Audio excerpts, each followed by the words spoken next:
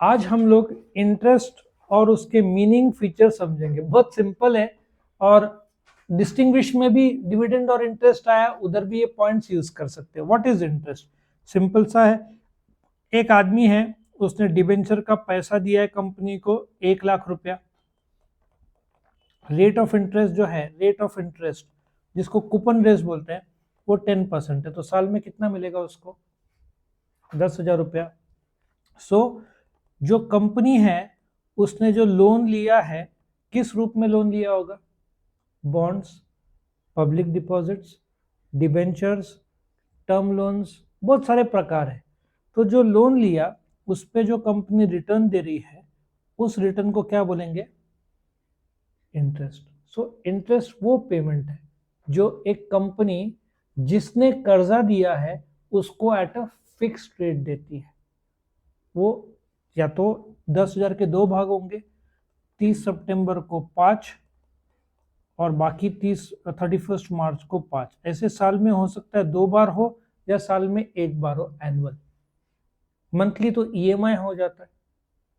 जब कंपनी कर्जा लेती है, not in terms of machinery का term loan but in terms of debenture holder से, तो साल में 1 बार इंटरेस्ट या तो मैक्सिमम 2 टाइम इंटरेस्ट हो सकता है। So I hope you understand कि जब एक कंपनी जैसे borrow takes money from the lender, एक कर्जा देने वाला, कंपनी ने कर्जा लिया है, बोरोअर है कंपनी, और उसके रिटर्न में कंपनी क्या दे रही है? इंटरेस्ट दे रही है, क्योंकि वो पैसा इस्तेमाल कर रही है।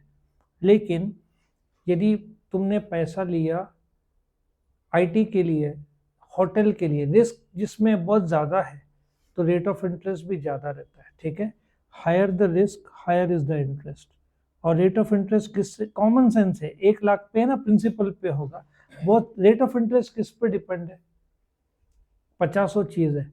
अच्छा, 2 आदमी को सेम रेट ऑफ इंटरेस्ट आज की तारीख में नहीं रहता। तुम्हारे पेपर्स मजबूत है, तुमको 8% पे भी मिल जाए। तुम्हारे पेपर्स खराब है, तुमको 12% भी बैंक लगाएगा। सो आज के तारीख में कोई भी तुमको क्लेम करना है लोन, रेट ऑफ इंटरेस्ट वो तुरंत बोलेगा भी नहीं, वो बोलेगा पेपर्स दिखाओ। सिबिल पता है ना, सिबिल का स्कोर। तो कंपनी को ये सब देखा जाता है। रिलायंस को तो लोएस्ट रेट ऑफ इंटरेस्ट पे मिलता है। यदि इंटरनेशनल मॉनेटरी फंड ये सब से लिया जाए तो कितना रेट ऑफ इंटरेस्ट लगता है? 2% इंटरनेशनल लेवल पे। रिलायंस वाले क्यों बाहर से फंड्स रेज करते हैं? उनको सस्ता मिलता है, 4.55% मिलता है। इंडिया में रेट ऑफ इंटरेस्ट ज़्यादा है। ठीक है, सो बहुत सारे फैक्टर्स है, महंगाई, सब मनी सप्लाई, ये सब कारण से भी रेट ऑफ इंटरेस्ट चेंज होता है। और तुम एक is a charge against profit, मतलब इसको तुम एक्सपेंसेस के तौर पर दिखा सकते हो। इनकम टैक्स एक्ट 61 में सेक्शन 36 और दूसरे भी कायदे लागू होते हैं। बस फिक्स रेट है, प्री डिटरमाइंड रेट है, 10, 12, 14, ये 3 के 10 से 14 के बीच में होना चाहिए। ठीक है, कम ज़्यादा डिपेंडिंग तुम्हारे पेपर्स। सो कंपनी किसको देगी ब्याज? Debenture holder, depositors, bond holders को। साल में 1 बार, नहीं तो साल में 2 बार। उसमें फिर वापस इनकम टैक्स के कायदे, टीडीएस का काटना, वो सब भी लागू होता है, बट इतना डीप नहीं जाना है। और ऑनलाइन ट्रांसफर होता है। और रेट ऑफ इंटरेस्ट को टेक्निकल भाषा में कूपन रेट ऑफ इंटरेस्ट बोलते हैं। कि जो 12% डिबेंचर्स बोल रहे हैं ना, 12% डिबेंचर्स, इसको कूपन रेट ऑफ इंटरेस्ट बोलते हैं टेक्निकल भाषा में। कूपन है 12% का,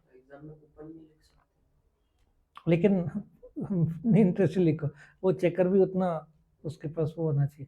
टेक्निकल भाषा में कूपन रेट ऑफ इंटरेस्ट बोलते हैं, 10 से 12%। ठीक है, सो सिंपल सा था शॉर्ट नोट। डिस्टिंग्विश में भी यूज कर सकते हो इसको, कोई दिक्कत नहीं।